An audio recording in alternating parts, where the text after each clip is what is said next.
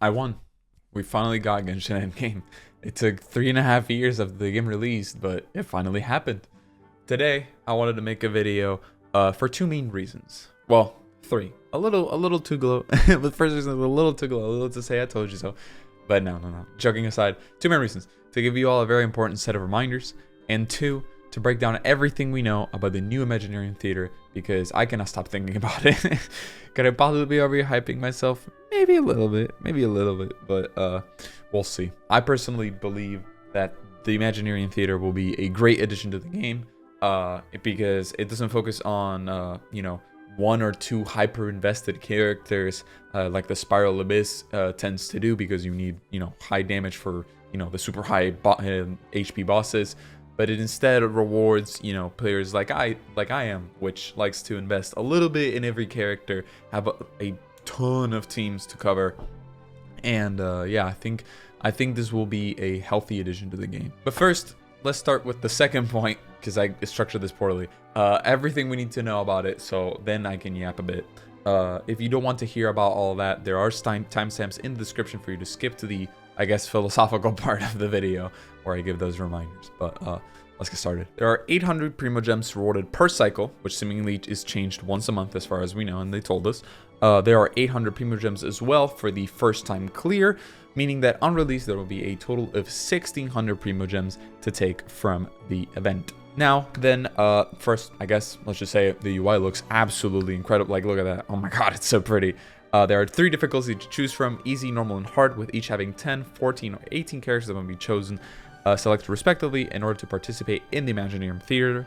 There will be elemental limits placed on the characters you can choose. In this case, in the video showing off, it's Pyro, Electro, and Animo. There are 6 trial characters that you can choose per cycle, which have a fantastical blessing, which gives them buffs in and outside of the theater. Yes, outside of the theater means as well that you can use them in the overworld, and they will have max HP, attack, and defense increased by 20%. It is really strong. There are also 4 special guest stars that do not fit the elemental requirements, like Riosli, Baiju, Alhaitham, and Sejuin up there, that are given as an exception to be used. However, you do not have, you do have to have these characters in order to use them. So if you don't have them, then I guess bad luck. Except there is a way to invite supporting cast from your friends. You can choose up to 7 characters to send your friends, and vice versa, and you can choose one of them and use them. They have to either be part of the elemental type requirements, or they have to be part of the the special guest stars in order to be chosen, as far as we know. That might change, but yeah, keep that in mind. Each character has 2 charges that are consumed one at a time when you use them in a level, as you might be able to see after this level is done right here, I think. Come on, finish the level. There. See? These 2 characters have 2 charges. These 4 characters have 1 charge, because these 4 characters were the one chosen in order for this level. So you can only the Genshin Hoyo dev account that is trying this can only use these characters once more, and these characters 2 more times. Also, after each level, as you can see there's a chance for you to invite one of the characters selected earlier into your party. In this case, Bennett was given for free to the Genshin Hoyo dev account. And depending on how well you've done, you will also get a certain amount of in-event currency for you to use later, like right here. Sometimes there will be special events like these that allow you to consume the event currency to give you buffs or choose new characters, sort of like Simulated Universe and Honkai Star Rail. And if you don't want to, you can just choose to skip and just go straight to battle to save them for potentially better buffs in the future. The amount of levels is also dictated by the difficulty, with easy having 1 major boss, medium having 2 major bosses, and hard having 3 major bosses. Completing the Imaginarium Theater also will give us as a reward little poses. You can see all the different poses we can get for completing, I guess, maybe this season's Imaginarium Theater, with Zhangling, Noel, Raiden, Ayato, Jean, and Chongyun in this first round of images, and you can use these poses for your pictures. Now that we blitzed through all of that information as fast as possible, It's worth mentioning that they said that they were going to have a developers patch note, like discussion, the developers discussion about the Imaginarium Theater with more information. So when that comes out, I will also most likely be covering that and giving all the breakdown that we need to have. But now I want to move on to, I guess, the more important point of this video and why it's not just called everything you need to know about the Imaginarium Theater. Now, moving on to the first point, which, you know, I structured this poorly, but let me give you some reminders. First of all, keep your expectations in check. As cool as the game mode might look and as promising as it might seem for the possibility of even more endgame in the future, trust me, I keep that in mind as well. Don't overhype it. This is still a gacha game that runs on a consistently updating model while incentivizing you to spend on characters, not gameplay or game modes. They didn't just live, but they thrived off of no endgame, basically, for almost 4 years, aside from Spiral Abyss. They don't need to add insanely high-quality stuff or more endgame as a whole to keep the game alive. That is very clear. Most of the players tend to just be happy with the story or just how the game, or just how the characters look and feel, and the exploration. So, you know, keep your expectations in check. It's important. The second point is that first point doesn't mean that we shouldn't ask for more.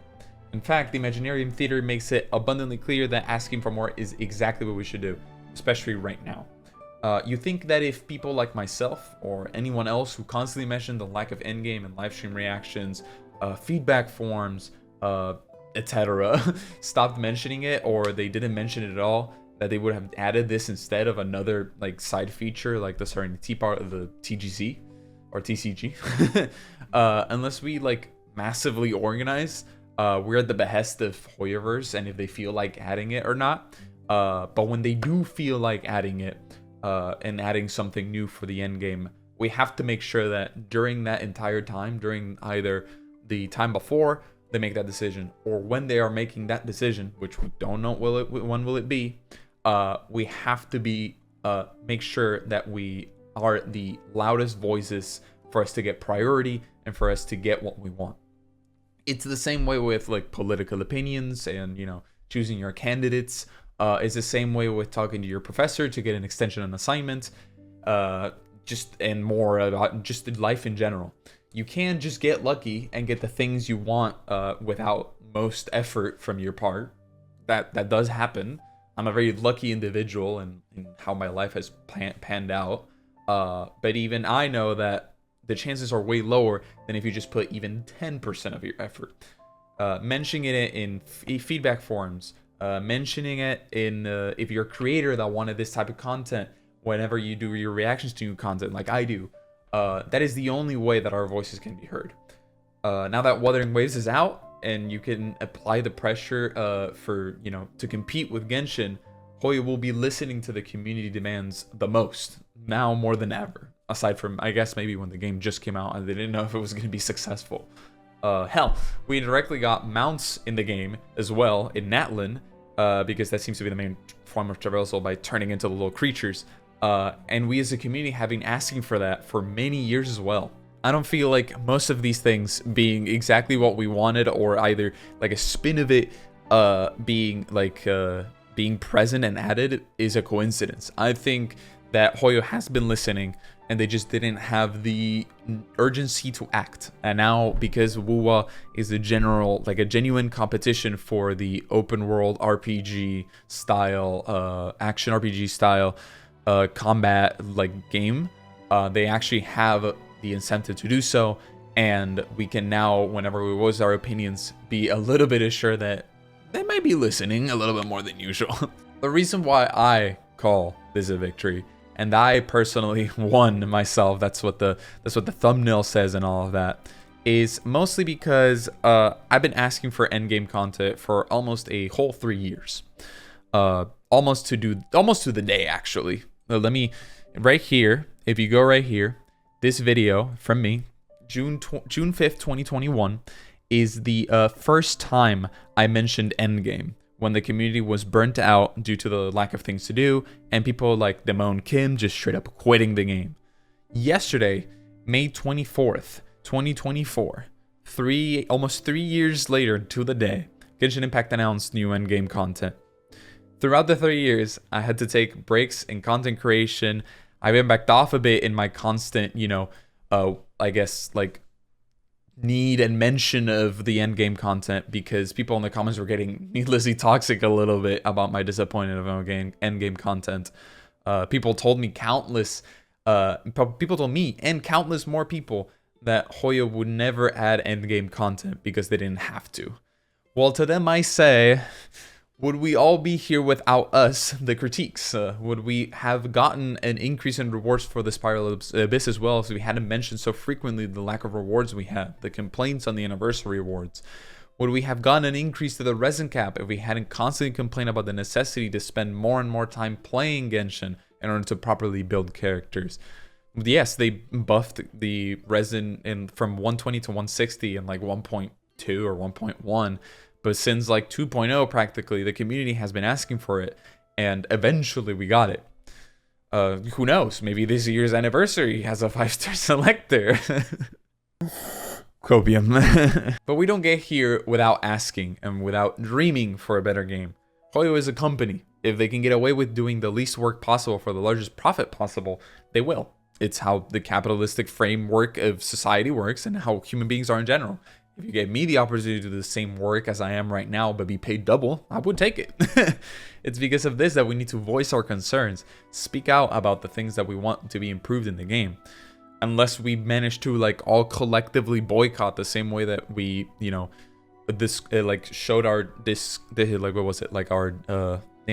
my ESL is failing me right now, but our discontent with the first anniversary rewards. Would we have gotten the extra things that we got? You know what I'm saying? If we don't voice our concerns, who will? We are the players. We're the ones that know the game inside and out. What is missing, what should be improved. No one can advocate for ourselves better than we collectively can. All of this to say that if you have a voice, use it. If you complain like I did for so long, regardless of if you're a player, a content creator, or someone sitting in the sidelines who's practically quit the game a long time ago and you still advocate for a better game while we play Honkai Star Rail and you just so happen to be bald, thank you. We won.